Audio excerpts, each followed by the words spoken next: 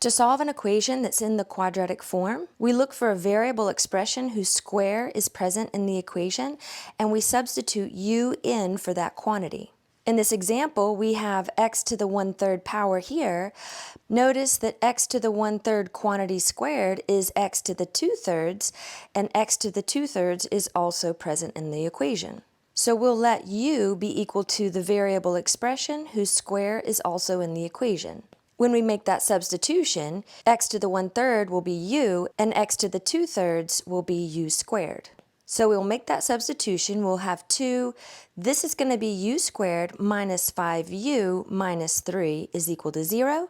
And once we make that substitution, what we get is a true quadratic equation, and we're going to solve that for u. We'll solve for u here by factoring, because this quadratic factors, and we're going to use the AC method in order to do that, which means that we take the A coefficient and the C coefficient and we multiply those two things together to get 6. So we're looking for two factors of 6 that will, if this sign is negative, we want those two factors to subtract to the center term, which is -5. So the two factors of 6 that subtract to -5 are 6 and 1. We don't use 2 and 3 because those add to 5. We want the factors that subtract to 5. And if we want to get a -5 out of that subtraction, we're going to let the 6 be negative and the 1 be positive. So now we rewrite -5u as -6u plus 1u.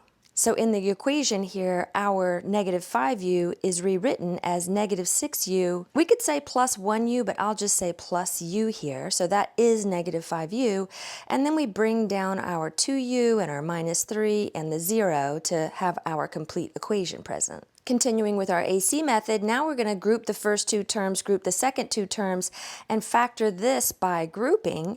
So the first two terms have a common 2u, so we factor that out to get u minus 3 that remains. The second two terms don't have anything in common, so this is when we use our +1 placeholder. We already have the u minus 3, which does match what we were left with from the first group. So now they have a common factor of u minus 3. We'll factor out that common u minus 3, and what remains from the first term when we factor out the u minus 3 is just 2u, and when we factor that u minus 3 out of the second group, what remains is that +1. We're still equal to 0, and now it has been completely factored into the product of two things. This is where we set each factor equal to 0 and solve them individually. So we get u is equal to 3 from that first equation. Solving for u in the second equation, we get u is equal to -1/2. Now it's time to back substitute using the original substitution, meaning that for each of these u's, we're going to back substitute and replace them with x to the 1/3. So in for u, we're going to replace that with x to the 1/3 is equal to 3.